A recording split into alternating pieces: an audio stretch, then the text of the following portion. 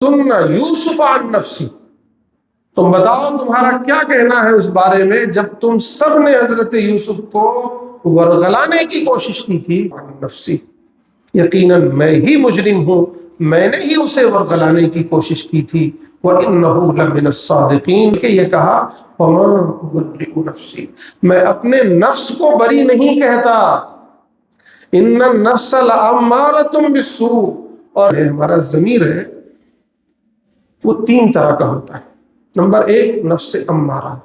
Number دو نفس لوامہ، number تین نفس مطمئنہ۔ بسم اللہ الرحمن الرحیم،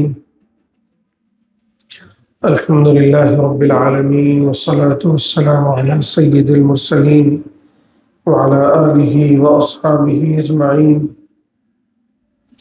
اعوذ باللہ من الشیطان الرجیم، بسم اللہ الرحمن الرحیم۔ وقال الملك إني أرى 7 بقرات سمان يأكلهن 7 عجاف وسبع سنبلات خضر وأخر يابسات يا أيها الملأ أفتوني في رؤياي إن كنتم للرؤيا تعبرون قالوا أضغاث أحلام وما نحن بتأويل الأحلام بعالمين صدق اللہ العظیم۔ حضرات گرامی، یہ سورہ یوسف کا 6واں رکوع ہے۔ مسلسل حضرت یوسف علیہ السلام کا واقعہ بیان ہوتا آ رہا ہے۔ اس سے قبل کے رکوع میں حضرت یوسف علیہ السلام کا جیل جانا اور پھر ان کے ساتھ 2 اور نوجوانوں کا جیل میں جانا، انہوں نے خواب دیکھے، اس خواب کی تعبیر حضرت یوسف نے بیان فرمائی، اپنی نبوت کا اعلان فرمایا، اور ان کے سامنے توحید کی بہت ہی صاف و شفاف بڑی حکمت والی دعوت ان کے سامنے پیش کی، اور یہ ارشاد فرمایا اس شخص سے جس کے بارے میں آپ کو یہ خیال تھا کہ یہ نجات پائے گا اور اپنے بادشاہ کا ساقی بنے گا، اس سے یہ کہا تھا کہ اذکرنی عند ربک، تم اپنے مالک کے پاس میرا تذکرہ کرنا، یعنی یہ بتانا کہ جیل میں ایک شخص ہے یوسف نامی، اور اس کے یہ اخلاق ہیں اور اس کا یہ ماجرا ہے، یہ معاملہ ہے۔ لیکن خدا کا کرنا ایسا ہوا کہ وہ شخص بھول گیا، وہ اپنی ڈیوٹی پر تو بحال ہو گیا لیکن حضرت یوسف کو بھول گیا۔ اس کے بارے میں یہاں قرآن نے یہ بیان کیا ہے کہ شیطان نے اسے بلا دیا، اور دوسرا جو شخص تھا جس کے بارے میں حضرت یوسف نے یہ بیان کیا تھا کہ اسے سولی دی جائے گی، اسے سولی دے دی گئی۔ اسی دوران جو مصر کا بادشاہ تھا اس نے ایک خواب دیکھا، اس نے یہ دیکھا کہ 7 موٹی تگڑی گائیں ہیں جن کو پتلی دبلی گائیں کھا گئی ہیں، اور اسی طرح اس نے یہ دیکھا کہ 7 ہری بھری بالیاں ہیں اور 7 سوکھی بالیاں ہیں۔ یہ سوکھی بالیاں ہری بھری بالیوں میں لپٹ جاتی ہیں تو وہ سوکھ جاتی ہیں۔ اس نے اپنے تمام درباریوں کو جمع کیا، تمام علماء کو، حکیموں کو جمع کیا، اور اس نے یہ جاننے کی کوشش کی کہ آخر میرے اس خواب کی تعبیر کیا ہے، لیکن کوئی نہیں بتا سکا۔ اور پھر حضرت یوسف تک یہ مسئلہ پہنچا۔ یہ پورا واقعہ اس رکوع میں اور اس سے اگلے رکوع میں بیان کیا گیا ہے۔ آئیے ہم اللہ تبارک و تعالیٰ ہی کے الفاظ کے ساتھ اس کو پڑھتے ہیں۔ فرمایا اللہ تعالیٰ نے وقال الملک،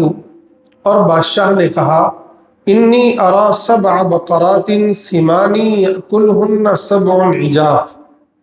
کہ بے شک میں خواب میں یہ دیکھتا ہوں کہ 7 موٹی فربا گائے ہیں، موٹی تگڑی گائے ہیں، خوب تندرست، یأکلہن سبع عجاف، ان کو کھا جاتی ہیں پتلی دبلی گائیں، کمزور گائیں، وَسَبْعَ سُنبُلَاتٍ خُضْرٍ وَأُخْرَ يَابِسَاتٍ، اور 7 بالیاں ہیں جو بالکل ہری بھری ہیں۔ بالیاں سمجھتے ہیں آپ، گیہوں کی، دھان کی جو بالیاں ہوتی ہیں وہ، تو 7 بالیاں ہیں ہری بھری اور 7 سوکھی بالیاں ہیں۔ ایھا الملأ، اے میرے درباریوں، افتونی، مجھے بتاؤ، فی رؤیایا، میرے اس خواب کے بارے میں، ان کنتم للرؤیا تعبرون، اگر تم خواب کی تعبیر بیان کر سکتے ہو تو۔ قالوا، ان لوگوں نے کہا، اضغاث احلام، انہوں نے کہا یہ کوئی خاص خواب نہیں ہے، یہ تو چند پریشان خیالات ہیں جو آپ دیکھ رہے ہیں۔ وما نحن بتأویل الاحلام بعالمین، اور جہاں تک ہمارا سوال ہے تو ہم تو خوابوں کی تعبیر جانتے بھی نہیں ہیں، جاننے والے بھی نہیں ہیں۔ خواب 3 طرح کے ہوتے ہیں، آپ غور، حدیث میں بھی آتا ہے کہ 3 طرح کے خواب ہوتے ہیں۔ ایک خواب تو یہی پریشان خیالات ہیں، ہم دن بھر جو کچھ سوچتے ہیں، جو کچھ ادھر ادھر کی باتیں ہیں، وہ خواب ہوتا ہے۔ دوسرا خواب شیطان کی طرف سے ہوتا ہے کہ شیطان اپنی طرف سے کچھ چیزیں لا کر کے ہمارے سامنے پیش کرتا ہے۔ تیسرا خواب وہ ہوتا ہے جسے رؤیائے صادقہ کہا جاتا ہے، یعنی سچے خواب۔ اس کے بارے میں تو ایک روایت میں آتا ہے کہ یہ نبوت کا 36واں حصہ ہے، اور بعض روایتوں میں ہے کہ 40واں حصہ، یعنی اتنا خواب وہ سچا ہوتا ہے کہ وہ جس طرح انبیاء اکرام علیہم الصلاۃ کے خواب 100% سچے ہوتے تھے اور وحی کا درجہ رکھتے تھے، اسی طرح بسا اوقات عام انسانوں کا جو خواب ہوتا ہے وہ وحی تو کا درجہ تو نہیں رکھتے، وہ وحی تو نہیں ہے، لیکن روایتوں میں یہاں تک کہا گیا ہے کہ وہ کم از کم 40واں حصہ تو ضرور ہے، یعنی اتنے سچے ہوتے ہیں بسا اوقات بعض خواب۔ اور یہ خواب بھی اسی طرح کا سچا ہوتا ہے، آگے ہم پڑھتے ہیں۔ وقال الذی نجا منہما وادکر بعد امۃ، اور وہ شخص جو نجات پا چکا تھا، یعنی حضرت یوسف نے یہ بتایا تھا کہ تجھے نجات ملے گی اور تو اپنے بادشاہ کا ساقی بنے گا، تو وہ بن گیا اپنے بادشاہ کا ساقی۔ تو اس نے کہا، اور وَذَّكَرَ بَعْدَ أُمَّةٍ، اور اسے بعد ایک طویل مدت کے یہ بات یاد آئی، جب اس نے دیکھا کہ یہ پورا ماحول ہے خوابوں کی تعبیر کا اور کوئی خواب کی تعبیر بتا نہیں پا رہا ہے پورے دربار میں، اسے فوراً یاد آیا، اچھا یوسف تھے، انہوں نے میرے خواب کی ایسی ایسی تعبیر بتائی تھی، اور انہوں نے مجھے یہ کہا بھی تھا کہ میرا تذکرہ کرنا، اور میں بھول گیا۔ تو اس نے اپنے لوگوں کو کہا، بادشاہ کو کہا، انا انبئکم بتأویلہ فارسلون، میں تمہیں عنقریب اس خواب کی تعبیر بتاؤں گا، بس مجھے جانے دو، مجھے اجازت دے دو، میں جیل جاتا ہوں اور وہاں ایک شخص ہے، میں اس سے بات کروں گا، اس سے پوچھوں گا اور پھر تمہیں لا کر بتاؤں گا۔ اس کے بعد وہ وہاں سے اجازت لے کے جیل آیا، حضرت یوسف سے ملاقات کی، اور پھر حضرت یوسف سے کہا، یوسف ایھا الصدیق، یوسف اے سراپا سچے، آپ کی ہر بات سچی ہی ہوتی ہے، آپ سراپا سچے ہیں، افتنا فی 7 بقرات سمان، آپ مجھے ذرا بتائیں کہ 7 موٹی گائیں ہیں جن کو کھا لیتی ہیں 7 پتلی گائیں، پتلی دبلی گائیں، لاغر گائیں، وَسَبْعِ سُنبُلَاتٍ خُضْرٍ، اور 7 ہری بھری بالیاں ہیں، وَأُخَرَ یابسات، اور 7 خشک بالیاں ہیں۔ یعنی اس کے بارے میں یہ میرے ظاہر ہے کہ قرآن نے وہ ساری تفصیلات یہاں نہیں بیان کی ہے، جن حصوں سے ہمیں مطلب ہے اور ہمیں اس سے نصیحت مل سکتی ہے، بس اس کو بہت ہی مختصر کر کے بیان کیا ہے۔ اب حضرت یوسف کے پاس وہ بندہ آیا، اس نے حضرت یوسف کو مخاطب کیا، ان کے سامنے پوری صورتحال بیان کی کہ اس طرح ہمارے بادشاہ نے یہ خواب دیکھا ہے اور وہ خواب یہ ہے، تو اس خواب کے بارے میں ہمیں آپ بتائیں، لعلی ارجع الی الناس لعلہم یعلمون، تاکہ میں لوگوں کے پاس جاؤں، انہیں یہ خواب کی تعبیر بتاؤں اور وہ بھی یہ بات جان لیں۔ اب حضرت یوسف علیہ السلام کی اخلاقی برتری دیکھیے، آپ کے فاضلانہ اخلاق دیکھیے کہ یہی وہ شخص ہے جس کو کہا تھا کہ تم نجات پا جانا تو اپنے مالک سے میرا تذکرہ کرنا، بادشاہ سے میرا تذکرہ کرنا کہ میں اس طرح بے گناہی کی حالت میں یہاں قید ہوں، لیکن اس نے تذکرہ نہیں کیا، اور مدت کئی سال گزر گئے، کئی سال اس کی وجہ سے آپ کو جیل رہنا پڑا۔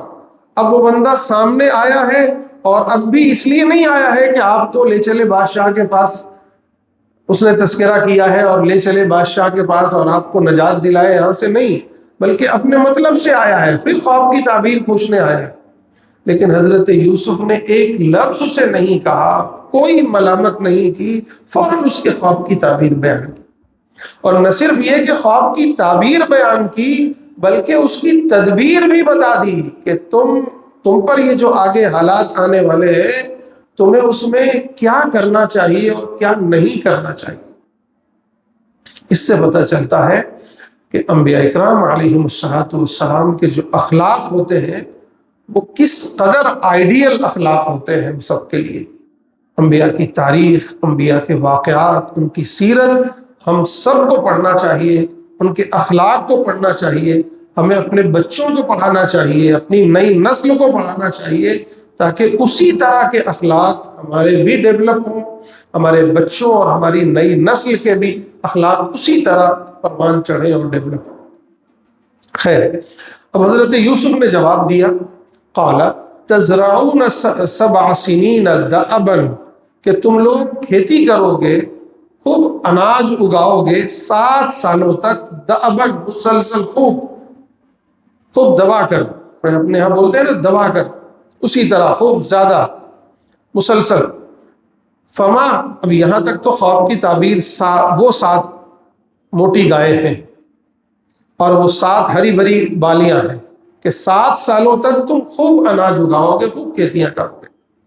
فما حصدتم فذروه في سنبله الا قليلا مما تاكلون، پھر یہاں تدبیر بتائی کہ اب یہ جب 7 سال تم کھیتیاں کرو گے، خوب اناج اگاؤ گے،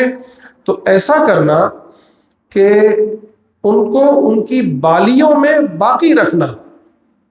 ان کے خوشوں میں، ان کی بالیوں میں ان کو باقی رکھنا، اس سے نکالنا مت۔ الا قلیلا مما تاکلون، جتنا تمہیں کھانا ہو بس اتنا ہی نکال لینا۔ یعنی اس دور میں جب یہ فرٹیلائزر وغیرہ کا سسٹم نہیں تھا،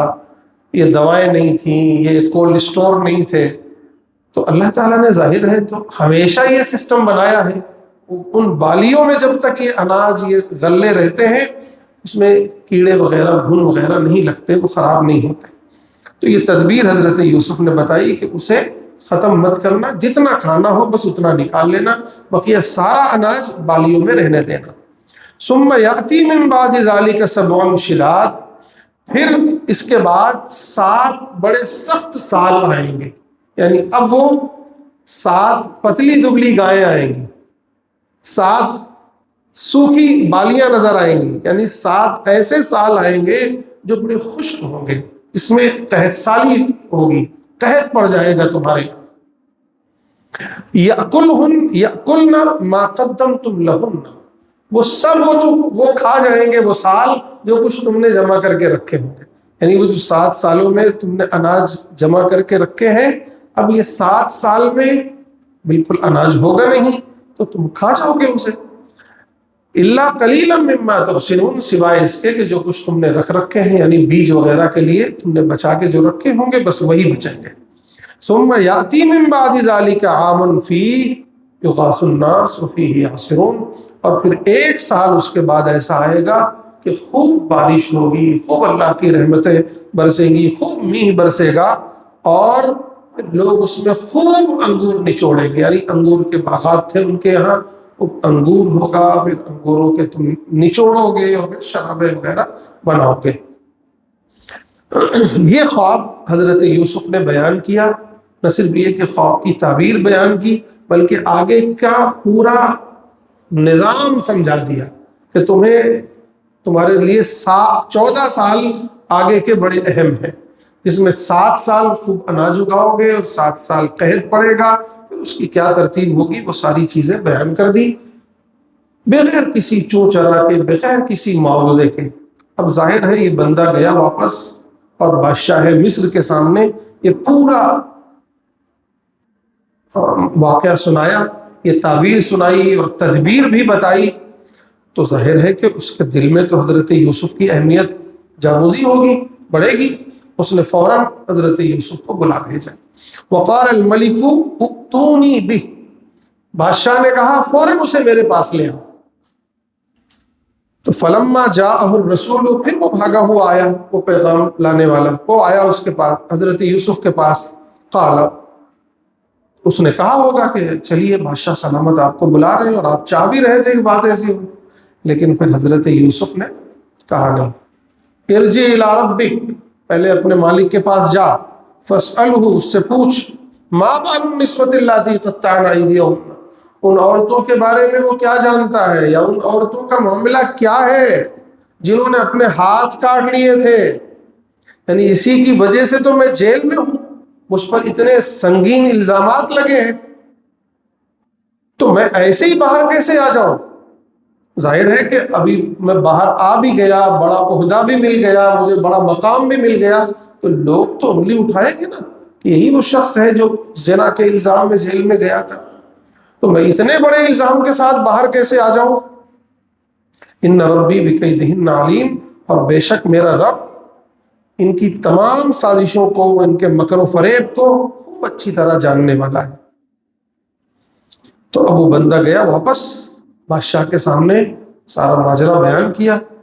اب اس سے اندازہ لگائیے کہ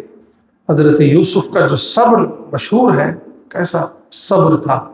کہ کتنے سال ہو گئے بلا کسی وجہ سے جیل میں رہتے ہوئے، پھر ایک بندے کو کہا بھی تو وہ بھول گیا، تو پھر 8 9 10 سال رہنے پڑے جیل میں، اور ابھی موقع ملا ہے تو واپس نہیں نکلے۔ فوراً کہا کہ جا کے بادشاہ کو کہو کہ میرے معاملے کی پہلے تحقیق کرے، اور پہلے یہ ثابت ہو کہ میں بری ہوں، میں پاک دامن ہوں، اس کے بعد باہر ہوں گا۔ اب بادشاہ نے جب یہ معاملہ سنا تو ظاہر ہے کہ اس کا شور ہنگامہ، اس کا کہیں نہ کہیں شور تو ہوا ہوگا، یہ معاملہ تو چرچے میں رہا ہوگا۔ فوراً ان تمام عورتوں کو بلایا گیا، عزیز مصر کی بیوی کو، زلیخا کو بھی بلایا گیا۔ اب بادشاہ کے سامنے جب وہ سب آئیں تو بادشاہ نے ان سے مخاطب ہو کے کہا، قال، اس نے کہا، ما خطبکن اذ راوتن یوسف عن نفسی، تم بتاؤ تمہارا کیا کہنا ہے اس بارے میں جب تم سب نے حضرت یوسف کو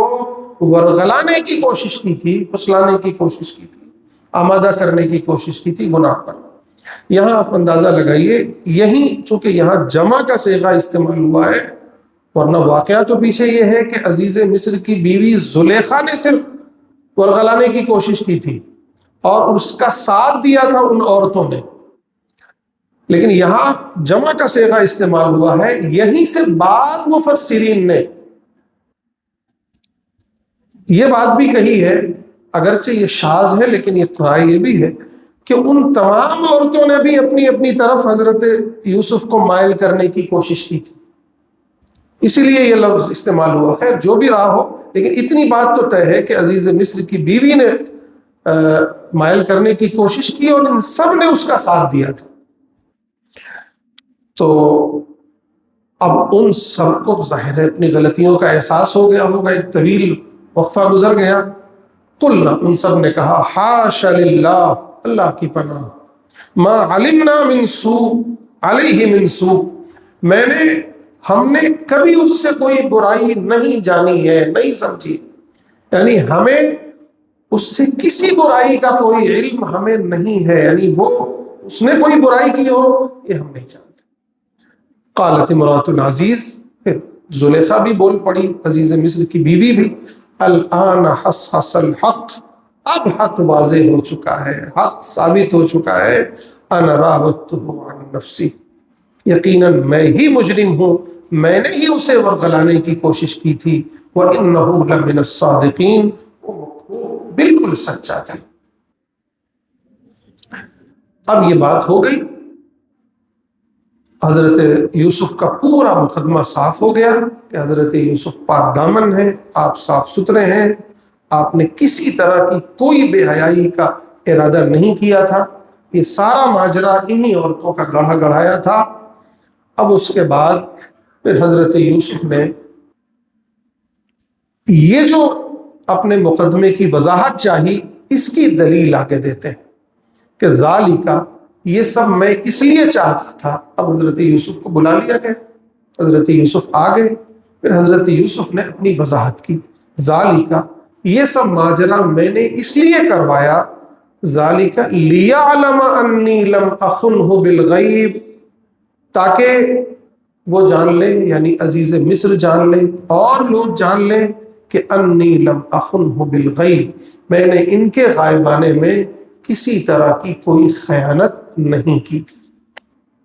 وَأَنَّ اللَّهَ لَا يَهْدِي كَيْدَ الْخَائِنِينَ، اور بے شک اللہ تعالیٰ خیانت کرنے والوں کے فریب کو کبھی کامیاب نہیں کرتے، کبھی ہدایت نہیں دیتے۔ وَمَا أُبَرِّئُ نَفْسِي، اور میں اپنے آپ کو بری نہیں کہتا۔ یہاں یہ بہت خاص جملہ اور کیجئے، یہاں بھرے مجمع میں حضرت یوسف کی پاک دامنی کا اعلان ہوتا ہے، ظہور ہوتا ہے۔ یہاں تو دل میں بڑائی آنی چاہیے تھی، ہم اور آپ ہوتے تو سینہ تان کے کھڑے ہو جاتے، میں اتنا پاکیزہ ہوں، میں اتنا صاف ستھرا ہوں۔ لیکن حضرت یوسف کی عاجزی دیکھیے، آپ کی بندگی دیکھیے، آپ نے بالکل اپنی بڑائی کا احساس نہیں کیا، بلکہ یہ کہا وَمَا أُبَرِّئُ نَفْسِي، میں اپنے نفس کو بری نہیں کہتا، إِنَّ النَّفْسَ لَأَمَّارَةٌ بِالسُّوءِ، اور نفس تو برائیوں کا حکم دیتے ہی ہے، امارہ کہا گیا ہے، اسی لیے کہا گیا نفس جو ہے وہ تین طرح کے ہوتے ہیں۔ ہم سب کے اندر جو ہمارا نفس ہے، ہمارا ضمیر ہے، وہ تین طرح کا ہوتا ہے۔ نمبر ایک نفس امارہ، نمبر دو نفس لوامہ، نمبر تین نفس مطمئنہ۔ نفس امارہ کیا ہے؟ وہ برائیوں کا حکم کرنے والا۔ نفس لوامہ کیا ہے؟ ملامت کرنے والا۔ اور نفس مطمئنہ یہ ہے کہ ایک دم سے مطمئن ہو گئے۔ عام طور پر پہلے ہم کوئی بھی برائی کرتے ہیں تو آپ دیکھیں گے ہمارا نفس ہم کو ملامت کرتا ہے بار بار، کیا کر رہے ہو، کیا کر رہے ہو۔ کوئی بھی برائی کریں گے تو اندر سے ایک ملامت آتی ہے کہ نہیں آتی؟ اسے کہتے ہیں نفس لوامہ، وہ ملامت کرنے والا۔ لیکن جب انسان اس کو پامال کر دیتا ہے، اس کی نہیں سنتا، تو پھر یہی نفس بن جاتا ہے نفس امارہ، کہ اب وہ صرف برائیوں کا ہی حکم کرتا ہے، ملامت ختم ہو جاتی ہے۔ لیکن اگر کوئی بندہ اس ملامت کو سنتا ہے اور ملامت پر عمل کرتا ہے، اپنے کو گناہوں سے بچاتا رہتا ہے، تو وہ اس کیفیت میں پہنچ جاتا ہے کہ اس کا نفس ایک دم مطمئن ہو جاتا ہے، پھر وہ کسی برائی کی طرف آمادہ ہی نہیں ہوتا، اور اگر کبھی آمادہ ہو تو اس کا نفس اسے روک لیتا ہے۔ ایسے ہی لوگوں کے لیے کہا گیا ہے یا ایتھا النفس المطمئنہ ارجعی الی ربک راضیۃ مرضیہ، قیامت کے دن کہا جائے گا اے نفس مطمئنہ جا اپنے رب کی طرف راضی ہو کر، مرضی تیرا رب بھی تجھ سے راضی، تو بھی راضی، جا جنت میں داخل ہو جائے۔ خیر، تو حضرت یوسف کہہ رہے ہیں میرا نفس بری نہیں ہے، ان النفس لامارۃ بالسوء،